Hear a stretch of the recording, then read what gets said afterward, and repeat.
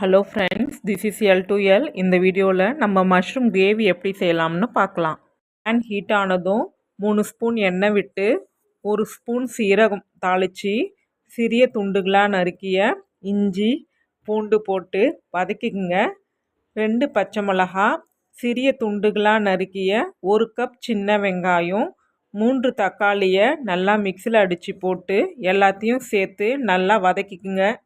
1 spoon தனி மிளகாய்த்தூள், 1/2 spoon மல்லித்தூள், 1/2 ஸ்பூன் சீரகத்தூள், 1/2 ஸ்பூன் கரம் மசாலா, 1/4 ஸ்பூன் மஞ்சள் தூள், உப்பு தேவைக்கேற்ப போட்டு நல்லா வதக்கிட்டு 1/4 டம்ளர் தண்ணீர் விட்டு மூடி வச்சுருங்க. மசாலாவுடைய பச்சை வாசனை போகட்டும். ஆரம்பத்திலே மஷ்ரூம் பேக்கெட்டை ஹாட் வாட்டரில் நல்லா க்ளீன் பண்ணிவிட்டு கட் பண்ணி எடுத்து வச்சுருங்க. இப்போ 3 நிமிடம் பொறுத்து இதில் மஷ்ரூம் எடுத்து கலந்து விட்டுக்கலாம்.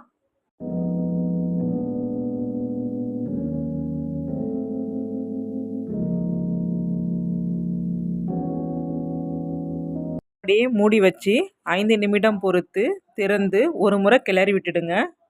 8 முந்திரி போல் எடுத்து அரைச்சி இதில் அந்த விழுதை கலந்து விட்டுடுங்க. இந்த முந்திரி கூட கசகசாவும் சேர்த்து அரைங்க. இந்த விழுது தான் இதுக்கு பைண்டிங் கன்சிஸ்டன்சி கொடுக்கும். நல்லா டேஸ்ட்டாக வரும், இல்லைனா சலசலன்னு இருக்கும். கடைசியாக ஃப்ரெஷ்ஷான கொத்தமல்லி தழை போட்டு ஆஃப் பண்ணிவிடுங்க. சுவையான மஷ்ரூம் கிரேவி ரெடி. இது சப்பாத்தி பூரிக்கெலாம் அருமையாக இருக்கும்.